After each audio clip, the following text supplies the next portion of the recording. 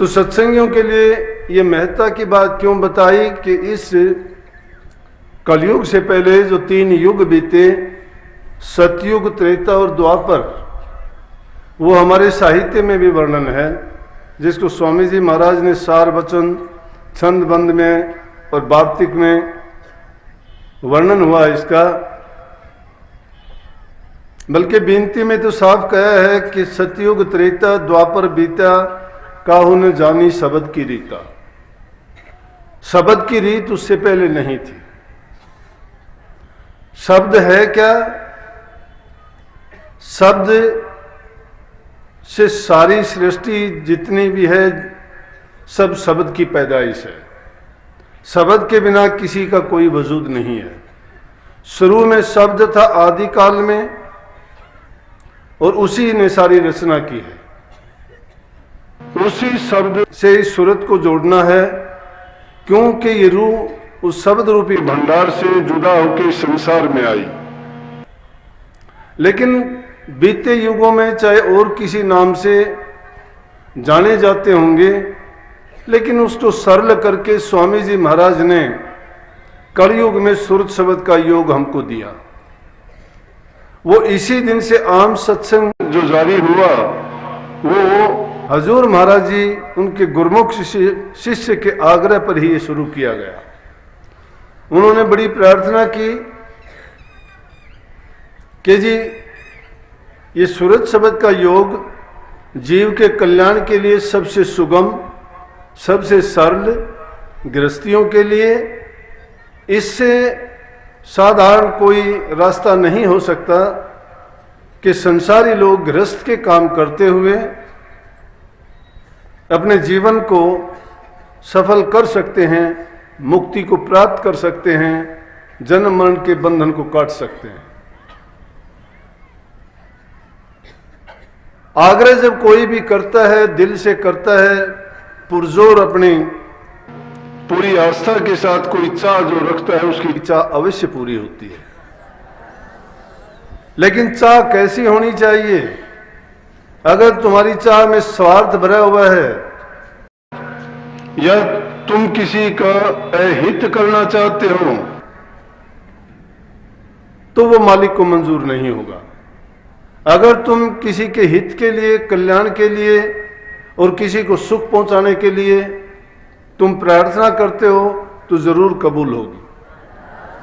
लेकिन सवाल उठता है कि कई बार हम अपनी संसारी दुखों को लेकर बैठते हैं और कहते हैं कि आप सत्संगों में फरमाते हो, महापुरुषों की और भी वाणी हम सुनते हैं, और ये बात बताई जाती है कि सत्संग में आने से, नाम के जपने से, भक्ति के करने से कि जीव के कर्म करते हैं, क्लेश मिटते हैं और उसको शांति मिलती है।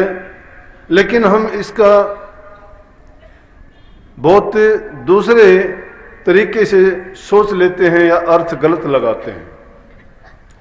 प्रारब्ध कर्म का जो भोग है वो जीव के साथ है।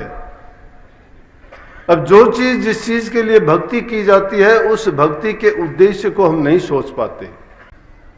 हमारी एक सोचने का नजरिया थोड़ा अलग हो जाता है, क्योंकि हम अपने स्वार्थ से संसार की चीजों की चाह के अलावा दूसरी चीजों को हम चाहते ही नहीं हैं। हम चाहते हैं कि हमें शरीर के सुख मिलें, संसार के पदार्थ मिलें, इंद्रिय सुख और भोग हमें मिलें, वही हमारे लिए अच्छे होने चाहिए।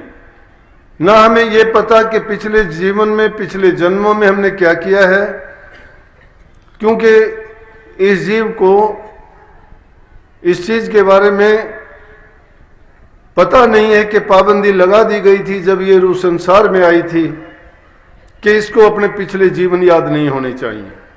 जब पिछले जन्म हमें याद नहीं है, ये तो महापुरुषों ने, स्वामी जी महाराज जैसे, कबीर साहब जैसे, दादू साहब जैसे, पलटू साहब जैसे जो प्रगट आए, जिनको स्वामी जी महाराज ने बहुत साफ सीधा कहा कि संत सभी वा घर से आवें, नाम भेद दे जीव चितावें, जो चेते तिसले पहुंचावे, नाम भेद ले जो मान्य कहना, उसको फिर दुख सुख नहीं सहना। जो नाम का भेद लेके कमाई करता है उसको फिर सुख और दुख दोनों ही नहीं होते हैं, उसको फिर सुख दुख नहीं सहना। लेकिन संत सभी वह घर से आवे, उसी घर से आते हैं संत सभी। किस लिए आते हैं? संसार के जीवों को चिताने के लिए। तो इसलिए उन जीवों को पूरा समझा के बताते हैं कि तेरा ये जीवन जन्म मरण से बचने के लिए, तेरे अपने कल्याण के लिए है। लेकिन हम जिस भी योनि में भेजे जाते हैं उसी योनि में ही जीव खुश रहना चाहता है, क्योंकि इसको ज्ञान नहीं है। ये सोचता है कि मैं जिस भी योनि में हूं मुझे वही आनंद, वही खुशी मिलनी चाहिए जिस योनि में जिस जीव को देखते हो। और जीवों में शायद ये इतनी बुद्धि नहीं दी, लेकिन इंसान में सबसे ज्यादा बुद्धि दी, समझ दी, ज्ञान दिया, विवेक दिया। और उस विवेक और ज्ञान से ये अच्छी तरह समझ सकता है। अगर नहीं भी समझता तो समझाने वाले प्रगट होकर सत्संग के माध्यम से समझाते हैं। ये संतों का कर्तव्य है कि इस जीव के अज्ञान का पर्दा उठाते हैं, उनको सत्य का भेद देते हैं और बताते हैं कि तेरा ये जीवन तुझे इसलिए मिला है कि ताकि उस 84 के दुखों को जन्म मरते भोगते आया है, ताकि तुझे आगे वो ना भोगने पड़े। जो पीछे के कर्म का कारण है वो सबको चुकाना पड़ता है। संत महात्मा पीर फकीर ओलिया चाहे कोई भी क्यों ना हो, सबको अपना अपना कर्म का कर्जा देना पड़ा है। तो हम नहीं समझते।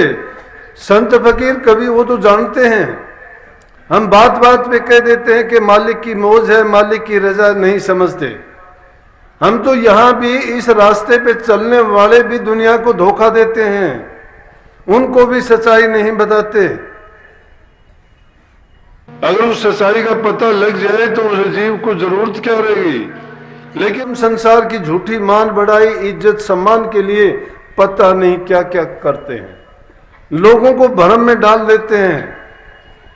जो भरमे हुए हैं उनको और भ्रम में डाल देना, कितना पाप उसने कमा लिया, चाहे वो इंसान के चोले में है चाहे धर्म के रास्ते पे चलता है। अगर वो जीवों को गलत रास्ते पर धकेलता है तो उसको 1000 गुना पाप और लगेगा। जो जैसा कर्म करता है उसके भोगने से उसको कोई नहीं बचा सकता। अगर बचता है जीव तो संतों के सत्संग में। संतों का सत्संग जीव को इसलिए कल्याणकारी है कि जब उसको ये बात समझ में आ जाती है तो वो इस चीज की परवाह और चिंता नहीं करता कि जब इंसान सोचता है कि कसूर जब मैंने किया है तो सजा भी मुझे ही काटनी होगी, अच्छा अगर मैंने किया है तो इनाम भी मुझे ही मिलेगा। लेकिन कई बार हम सोचते हैं कि मैंने अब तो कोई बुरा किया नहीं, फिर मेरे साथ ऐसा क्यों हुआ, लेकिन हमें वो याद नहीं है। राजा धृतराष्ट्र को 100 जन्मों से पहले के भी बुरे कर्मों के कारण अपने 100 पुत्र अपनी आंखों के आगे मरते देखने पड़े थे, और उसने भी शिकायत की थी कि मुझे मेरे 100 जन्म याद हैं और उन 100 जन्मों में मैंने कोई ऐसा कर्म नहीं किया कि जिसके कारण मुझे ये सजा मिले कि मेरे 100 पुत्र मेरी आंखों के सामने मरे। परंतु जब उसको 100 वर्ष से पहले के जन्म याद दिलाए गए और उन जन्मों में जो कर्म किए गए थे, उसने भी हंसों के 100 बच्चों को मार डाला था। जब उन 100 बच्चों का भक्षण उसने किया था, उसी का पाप 100 वर्ष के जन्म के 100 जन्मों के बाद भी अपने कर्म को भोगना पड़ा। तो कबीर साहब कहते, कबीर कमाई अपनी व्यर्था कभी न जा, 4 युग चाहे बीत जाओ और फिर मिलेगी आ। चाहे 4 युग बीत जाओ,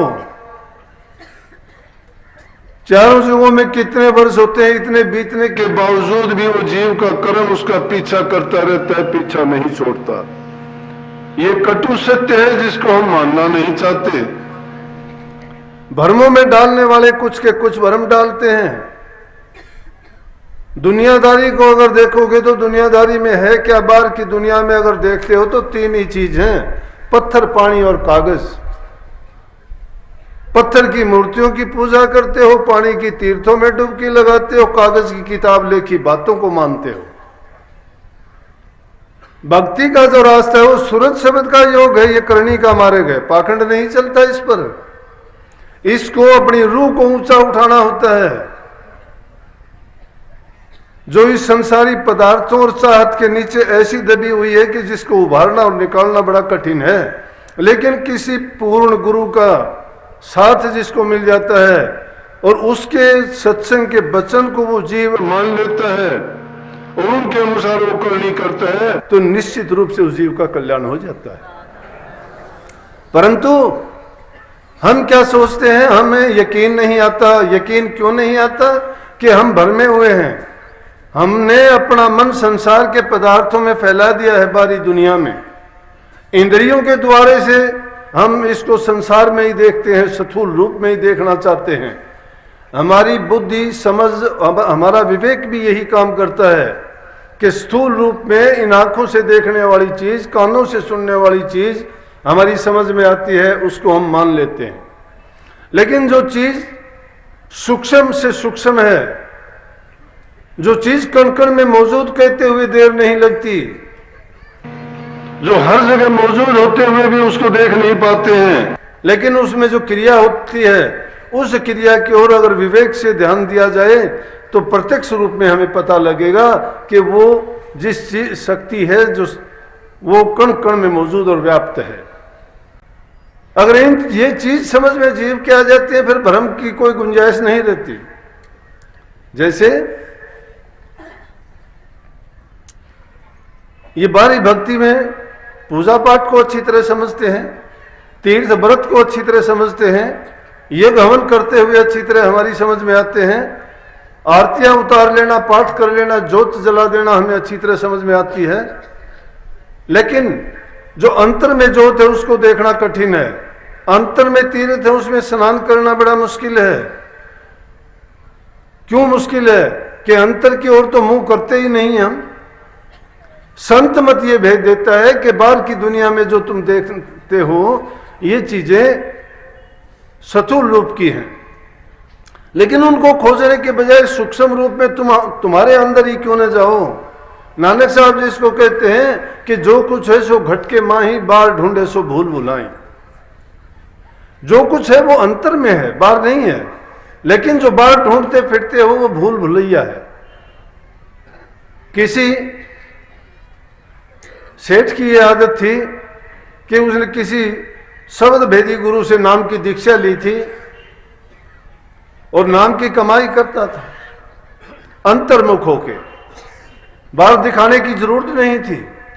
अरे हम तो छोटी सी बात होती है ढिंडोरा पीटना शुरू कर देते हैं। मुझे प्रकाश दिखाई देता है, मुझे शब्द सुनाई देता है, मुझे नूरी गुरु के दर्शन करवा दो, मुझे ये चाहिए वो चाहिए। लेकिन ये कभी नहीं सोचते कि जो गुरु कहता है मैं वैसा करता हूं क्या? नहीं करते। हमारा आसपास का वातावरण है, हमारी संगति है, हमारा खान पान है, हमारा बोलचाल व्यवहार है, हमारा कर्म करने का जो तरीका है, उनमें कितनी सच्चाई है, कितनी उनमें अच्छाई है। जब तक ये चीज हमारी शुद्ध और पवित्र नहीं होती तो मन की पवित्रता और शुद्धता कैसे हो जाएगी? जिसका मन पवित्र और शुद्ध नहीं है उसमें किस प्रकार से आप नाम की कमाई करने की बात कह सकते हो? एक भी तो चीज हमारी ढंग की तरीके की नहीं है, कोई सलीके की नहीं है। और ये चीज तो ऐसी है कि किसी को कहने की जरूरत नहीं। हम तो चाहते हैं कि मुझे कुछ ना करना पड़े, गुरु कर दे सारा का सारा, मुझे आशीर्वाद दो जी, मैं ये करूं वो करूं। अरे गुरु जो कुछ बख्शना होता है नामदान दीक्षा देता है वो सब कुछ बख्श देता है। गुरु को छिपाना नहीं है, गुरु को स्वार्थ नहीं है, गुरु की ऐसी दुकान नहीं है कि जिससे तुम्हें वस्तु दे उसका दुगना चुगना लाभ तुमसे चाहे, नहीं। गुरु तो वो सत्य का सौदा देता है जिस सौदे को लेकर तुम्हारा बेड़ा पार हो जाता है। ये जन्म मरण की डोर का बंधन कट जाता है, फिर नहीं पैदा होना पड़ता। लेकिन हम सत्य के ग्राहक हैं नहीं तो मुश्किल हो जाती है। तो सेठ जी अपने अंतर्मुख होकर रोजाना भजन करते थे, शांति से कोई लेना देना नहीं संसार की चीजों से। उपरांता एक प्रकार की जो उसके जिम्मे था, काम करते ईमानदारी से, दुकान का काम करते, सत्य का सौदा करते। जो कोई आता उनको जितनी जरूरत होती उसके अनुसार उनको चीज देता और लेता। सच्चाई की, ईमानदारी की कमाई थी।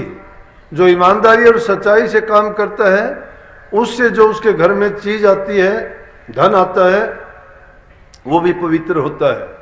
उसको खाने वाला लेने वाला पवित्र हो जाएगा, उसके विचार ख्यालात बदल जाएंगे। शुद्ध कमाई से शुद्ध मन होता है। लेकिन उसकी घरवाली भी बड़ी पूजा पाठ करने वाली, लेकिन वो लौकिक भक्ति करती थी, बारी भक्ति करती थी। पूजा पाठ करती, भूखों को गरीबों को भोजन देती, गरीबों की मदद करती, जहाँ कहीं जरूरत होती वहाँ दान पुण्य में कभी पीछे नहीं हटती। लेकिन उसको एक दुख हमेशा लगा रहता कि सेठ जी कभी भी ना तो मेरा हाथ बटाते हैं, ना इन चीज़ों में रुचि लेते हैं। ये मुझे कैसे आदमी के साथ रहना पड़ा कि इसका पता ही नहीं कि क्यों धर्म कार्य में हिस्सा नहीं लेता। क्या इसको चिंता नहीं है अपने जीव की? जिसको खुद के जीव की चिंता नहीं, दूसरा कौन चिंता करेगा? इसीलिए तो संतों का एहसान मानते हैं कि संत दूसरों की चिंता करते हैं। वो चाहते हैं संसार के जीव सारे संसार भवसागर से पार हो जाएं, वो इस जन्म मरण के दुखों से छूट के उस निज घर में वापस पहुंच जाएं ये रूहें। क्योंकि ये ठेका लेके आते हैं सतपुरुष से, मालिक के कुल इनको संसार में इसीलिए भेजता है कि जीवों के कल्याण के काम करें, उनको राह दिखा के अपने घर में वापस लेके आए। बस वो हमेशा यही सोचते रहते, इसी चिंता में रहते, और सोचते सोचते बहुत टाइम निकल गया। तो उसके एक दिन ख्यालात मन में आया, जो कुछ भी नहीं करता है कुछ ना कुछ करता है वो अच्छा है। ये लौकिक भक्ति भी उससे तो अच्छी है। जो आदमी कुछ भी नहीं करता उससे वो भी बहुत अच्छी है। कभी ना कभी तुम अगर मंजिल खोजने के लिए चलोगे, अगर तुम्हें सही रास्ता भी नहीं मिला है तो ऊबड़ खाबड़ रास्तों से होके भी आप कभी ना कभी मंजिल पे जरूर पहुंचोगे। क्योंकि आप सच्चाई के साथ अपनी मंजिल को पाना चाहते हो तो निश्चित रूप से आपको मंजिल मिलेगी। तकलीफ हो सकती है। तो उसके मन में ये बड़ा ख्याल आता बार बार कि अगर सेठ भी किसी दिन ये कहे कि मैं दान पुण्य करना चाहता हूँ, धर्म करना चाहता हूँ, मंदिर में तेरे साथ पूजा पाठ में हिस्सा लेना चाहता हूँ, या भूखे गरीबों को तेरे साथ चल के अनाथालय में भोजन बना के बच्चों को खिलाना चाहता हूँ, बस इन बातों के ख्यालात से कि अगर कभी एक दिन भी ये कह दे तो मैं बड़ा भंडारा लगाऊं, बड़ा दान करूं। अब सेठ जी को तो इस चीज का पता नहीं था, बस वो इसी ताक में रहती कि कभी न कभी तो ये भी राम का नाम ले। राम का नाम ही नहीं लेता। कितना नास्तिक आदमी है, क्या करूं इसका। सोचते सोचते बड़ा टाइम गुजर गया। एक दिन रात को उसको नींद नहीं आई और सेठ जी गहरी नींद में सोए हुए थे।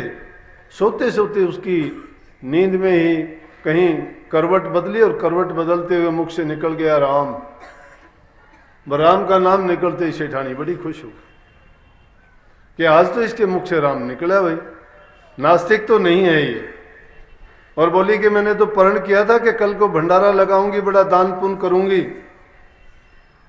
सुबह ही सेठ जी अपने काम धाम नहा धो के पूजा पाठ जो करनी थी ध्यान समाधि में बैठ के अपने दुकान के काम में चले गए। पीछे से सेठानी ने भंडारा शुरू कर दिया।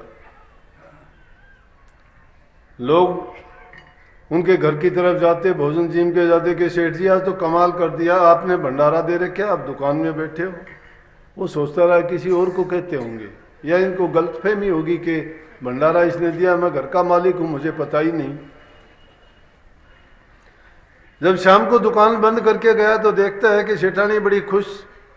सारे उसने घर के इधर उधर देखा तो कहीं बर्तन, कहीं मिठाइयाँ, कहीं कोई भोजन जीमता हुआ मिला। बोला कि वो बात तो सच्ची निकली। जो भक्ति करते हैं, जो परमात्मा से प्यार करते हैं, जो नाम को जपते हैं, उनकी विचार बदल जाते हैं, मन में शांति आ जाती है, उनके बोलचाल में, व्यवहार में, रहन सहन में एकदम तब्दीली हो जाती है। इसीलिए इसको बदल जाना कहते हैं। और उन्हीं संसार में बुराइयों को छोड़ के जो अच्छाई के रास्ते पे चल पड़े, वो भी बदल जाना ही है। नहीं तो कबीर साहब जैसे सब लिखे ने कि मुझे सुन आवे हंसी और जल में मछली प्यासी, जल में मीन प्यासी, मुझे सुन आवे हंसी। कि ज्ञान इंसान के पास है लेकिन फिर भी ये प्यासा है, फिर भी प्यासा है। क्योंकि अज्ञान के बस वस्तु कहीं ढूंढे, कहीं किस्मत आवे हाथ, कि वस्तु कहाँ रखी है, उसको ढूंढता कहाँ पे है, वो किस तरीके से हाथ आएगी। कबीर साहब कहते कहे कबीर तब पाइए जब भेदी लीजिए साथ। भेदी किसको कहते? गुरु को, जो जानकार है, रहबर है, रास्ता दिखाने वाला है, समझाने वाला, बताने वाला है। उसको अगर साथ लेके तुम चलोगे, वो भेदी है, तुम्हें पूछा देगा, उस वस्तु को दिखा देगा, दिला देगा। लेकिन शर्त यह है कि गुरु के कहे वचन को मानो। यह आडंबर और पाखंड की बात तो है नहीं। बस उसने आहिस्ता सी पूछा प्यार से कि सेठानी एक बात पूछूं, आज ये मामला क्या है? कहने लगी आज मैं बहुत खुश हूं। बोला खुश तो है, वो तो मुझे दिखाई दिया, भंडारा चल रहा है, खुशी का कारण भी होगा। बोला खुशी का कारण तो सेठ जी ये था, मैंने प्रण किया था कि अगर आपके मुंह से कभी मैं राम का नाम सुन लूं तो मुझे बहुत खुशी होगी, क्योंकि मैं जब से शादी होके आपके घर आई हूं कभी आपने राम का नाम लिया ही नहीं, मैं तो आपको नास्तिक मानती। बोला अब? बोला रात को सोते हुए आपके मुंह से निकला राम। बोला क्या? बोला कि आपके मुंह से राम निकला। बोला राम निकल गया? बोला राम निकल गया। बोला राम निकल गया तो मेरी बात सुनो। फिर बोला कि मेरे पास बचा ही क्या, राम निकल गया। जाके कमरा बंद करके समाधि में बैठ गया, और समाधि में बैठ के उसने चोड़ा छोड़ दिया उसी टाइम से। उसको क्या पता था कि राम के नाम की कमाई करने का तरीका क्या है। इसी प्रकार से हम बाहरी दुनिया में ढूंढते संत मत के तो जानने वाले जो सूरत शब्द के योगी है ना, इसीलिए इस वाणी में कहा कि सूरत शब्द का योग बता अंतर्मुख कमाई है। ये इसको बाहर ढूंढने की जरूरत नहीं।